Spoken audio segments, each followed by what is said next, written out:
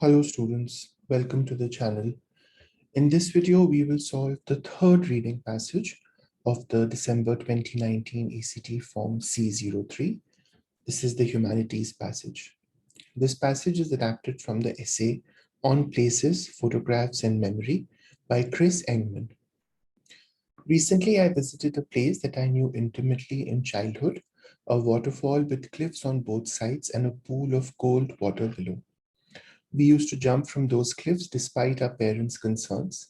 I loved this place, and revisiting it, I'm amazed by all that I can remember.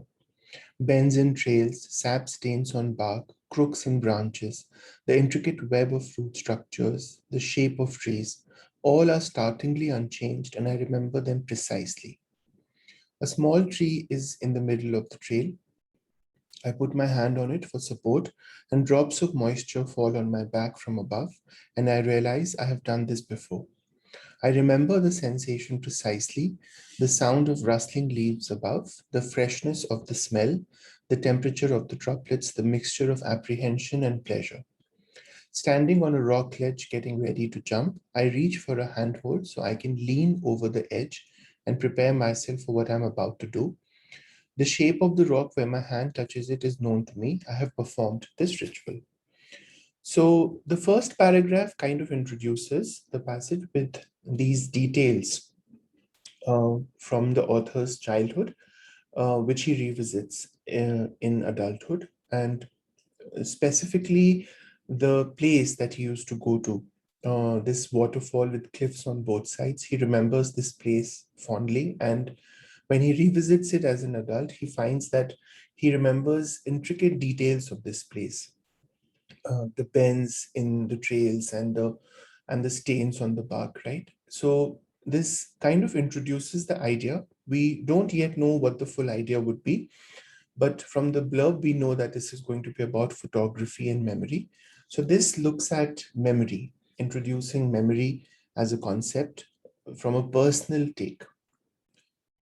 Places hold memories better than people and better than photographs. Family or people from our past who may remind us of events in our lives and with whom we may reminisce are themselves constantly changing, as is their version of events. Conversations with others about shared experiences of the past can seem to augment memory, but quite often, more often than we probably realize, they operate in the opposite way. They alter or even replace our own memories with those of another. Whatever the event, one's memory of it is inevitably altered through conversation. Recalling the same event at a later date, it becomes difficult or impossible to distinguish an original memory from the altered version that emerged. So here we notice that the author is going to talk about how people and later photographs hold memory, which is to say that the very first line tells us that places hold memories better. And that comes from the author's personal experience in this nook that he visits as an adult, where things are exactly the same as they were when he was a child. But when you compare that to a person, when you compare that to a family member or a friend, and you discuss something from the past, some event that was important for you, you realize that the memory of that event that the friend or the family member has is entirely different from your own memory. And sometimes those conversations alter that event in your mind, right? So in that respect, a person does not hold memory as strongly and as religiously and as truly as a place does. Photographs act on us in a similar fashion. Whatever their apparent precision or correctness, photographs inaccurately reflect experience from the start. They convert the three dimensions of space into two and eliminate the third spatial dimension and time. Also sacrificed are smell, touch, sound, and context. In a word, a photograph is an abstraction of experience, yet we take them compulsively. We fill scrapbooks and hard drives with family outings, vacations, ball games, Scotty in front of Niagara Falls, dad and grandma smiling in front of the famous restaurant, in the hope of freezing time, making experience tangible for future reference, preserving memory. I do it too, but it is well to realize that photographs do not preserve memory, they replace memory. Just as photographs are an abstraction of experience, they are even more so an abstraction of memory, a dangerously compelling abstraction. Memories are fragile and impressionable. They cannot hold up against the seemingly irrefutable factuality of a photograph. It isn't that what is in a photograph is false. A photograph's version of events did happen. What is in a picture did indeed pass before the lens. The problem is that photographs only tell such a small part of any story. And while they may be technically correct, nonetheless, they deceive. So this now comes to the main theme of the passage, which is to look at how photographs alter memory, right? So he says that there are a number of things which can be said about photographs. So one, obviously, they are a likeness, right? They are a simulation. They are not the reality. We convert an experience, a three-dimensional, full-fledged experience, into a two-dimensional photograph. And the other dimension that is missing in a photograph is time, right? So a photograph does not tell us when the picture was taken. It only represents a fragment. It only represents a piece of an experience, right? And obviously a photograph by itself is devoid of context. It does not tell us when or in what circumstances the event happened, the event which the photograph represents. And while they may be technically correct, nonetheless they deceive. Does a smile in a photograph mean that a person is happy? Or does it mean that a photographer prodded, look up and smile? Was the fish I caught really bigger than my uncle's? Or did I cleverly, intentionally hold mine closer to the lens? Photographs deceive in another respect. Whatever the event one wishes to preserve, snapshots are most commonly a break from that event. The moment that a photograph is taken is experienced as a moment taking a photograph, not as a moment engaged in the activity implied by the resulting image.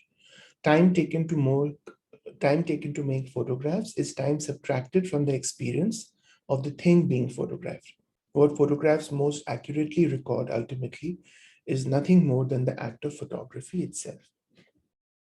Okay, so here he talks about the two ways in which photographs deceive, and one of them is the fact that a photograph does not truly or may not truly represent what was going on, right? So for example, if you see a person smiling in a photograph, was it because they were genuinely happy, or was it because they were prodded to do so, right? So that's one aspect in which photographs can be deceptive.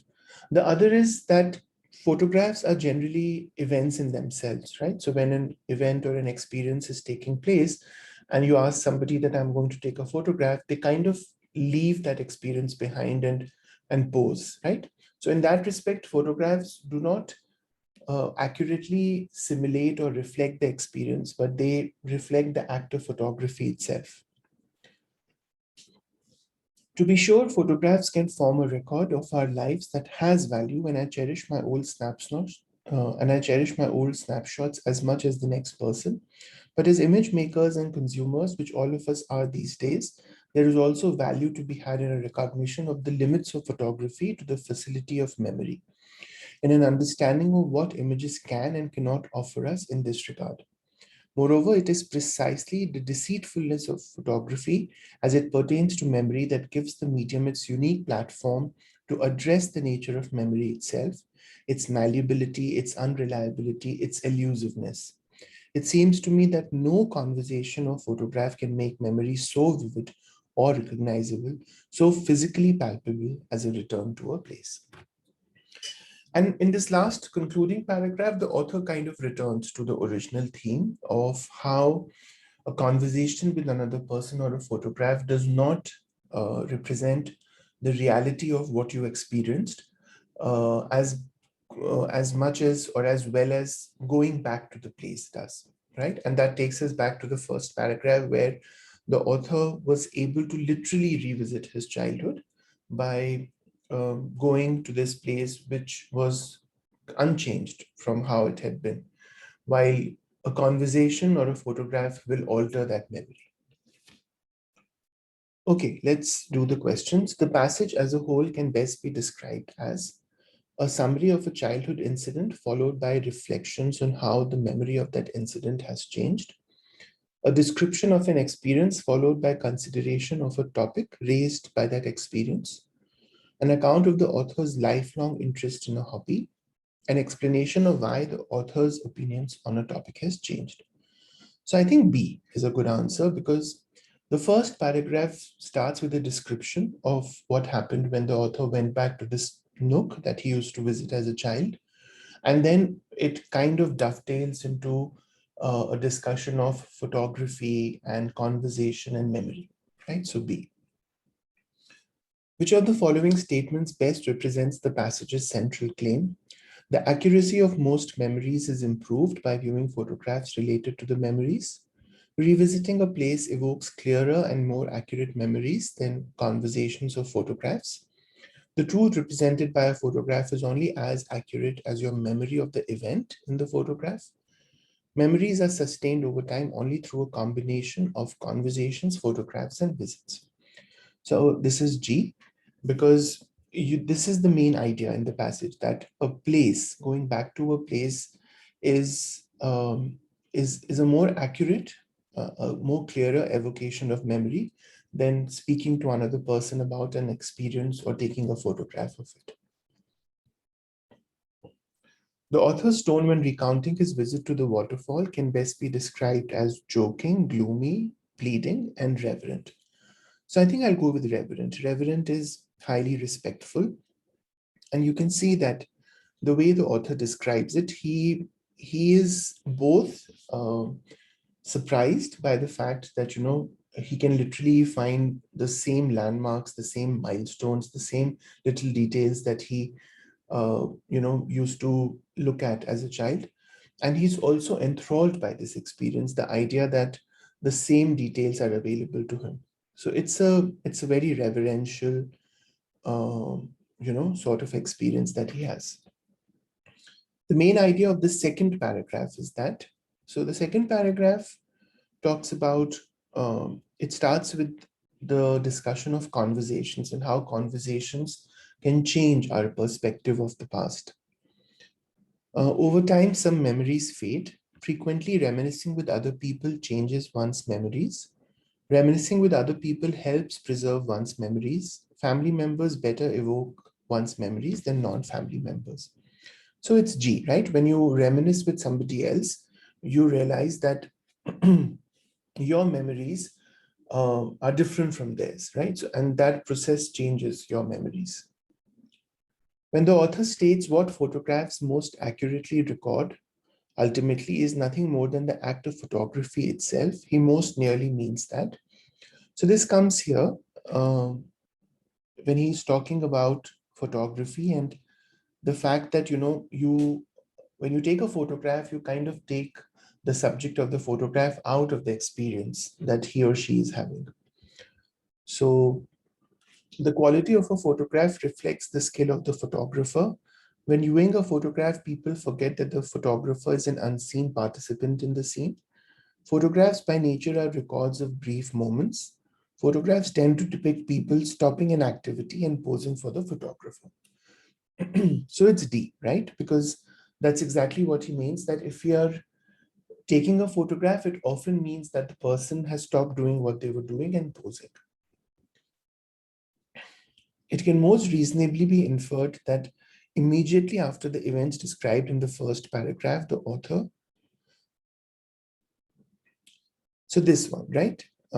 Immediately after the events described in the first paragraph, when the author went to the waterfall, hikes back down the cliffs, sits on the rock ledge, jumps into the water below, takes a photograph of the scene. So it's jumps into the water below, right? Because that is where it ends. Standing on the rock ledge, getting ready to jump, I reach for a handhold so I can lean over the edge and prepare myself for what I'm about to do. The shape of the rock where my hand touches it is known to me. I have performed this ritual. And we know that he's going to jump because this is something he used to do as a child. Right. 27. Which of the following details does the author use to support his claim that photographs don't accurately reflect experience? Photographs are usually only taken by adults. People take photographs without considering the best way to photograph an event. Photographs don't record the passage of time. The human eye can discern more detail than a photograph can capture. So I think C, right? Because it's very clearly given here that they convert the three dimensions of space into two and eliminate the third spatial dimension and time. So they do not record the passage of time. The information between the dashes in lines 43 to 44 primarily serves to this information, right? These are giving examples, right? When you basically take pictures, what do those pictures do? What do they represent? These are examples. Highlight the difference between trivial pictures and meaningful pictures. Exemplify the kind of commonplace pictures that people take. Point out the usefulness of photographs in capturing moments in our lives. List events from the author's life that he wishes he had pictures of. So it's G, right? Those are just examples of the kind of things people take pictures of. The phrase seemingly irrefutable factuality mainly serves to emphasize that photographs, 52 to 53, they cannot hold up against the seemingly irrefutable factuality of a photograph, which is to say that a photograph is a document, is a tangible document that you hold in your hand. And that tangibility is something that memories don't have. Memories are impressionable, memories are fragile. So the irrefutable factuality emphasizes that photographs convey an impression of objective truth, help clarify the events being photographed, record details that can't be proven, imply a story beyond what they actually depict. So they convey an impression of objective truth, right? It's only an impression, as the author says. The objective truth might have been different, but they do convey that because of their factuality, their tangibility. As used in line 82, the word nature most nearly means this here, right? The nature of memory itself. Let's just read this. It is precisely the deceitfulness of photography as it pertains to memory that gives the medium its unique platform to address the nature of memory itself, to address the essence of memory, what memory means, right? How memory works. So the essence of memory is the best answer here. Okay, let's grade this. 21. Okay, B, G, D, G, D. 1 second. B, G, D, G, D. Okay. And then we have 26, H, C, G, A, G. H, C, G, A, G. Okay, great. So we got all correct. So this was the third passage. We have already done the first two passages in the last two videos. I'll be uploading solutions to the fourth passage soon, so be sure to check those out. I'll see you guys soon. Take care. Bye-bye.